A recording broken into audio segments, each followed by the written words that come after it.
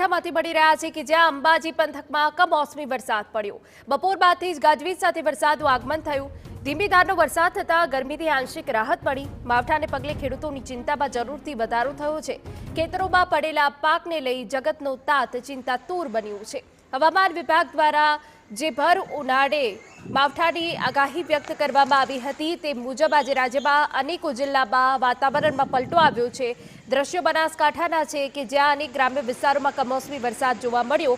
જોકે જે કમોસમી વરસાદ પડ્યો છે તેને લઈને ખેતરોમાં પડેલા પાકને લઈને જગતનો તાત ચિંતાતુર બન્યો છે। તો ભર ઉનાળે ચોમાસા જેવો વાતાવરણ સર્જાતા હવે જે ખેડૂતો અને વેપારીઓ છે તેઓમાં એક ચિંતા જોવા મળી રહી છે। એક તરફ જ્યાં તાપમાનમાં વધારો નોંધાઈ રહ્યો છે ત્યાં બીજી તરફ વાતાવરણમાં પલટો આવી રહ્યો છે। કમોસમી વરસાદ પડ્યો છે। આજે બપોર બાદ અચાનક વાતાવરણમાં પલટો આવ્યો અને તે બાદ જે કમોસમી વરસાદ પડ્યો તેના કારણે ગરમીથી સ્થાનિકોને આંશિક રાહત મળી છે, પરંતુ બીજી તરફ માવઠાને પગલે ખેડૂતોમાં ચિંતા વ્યાપી ગઈ છે।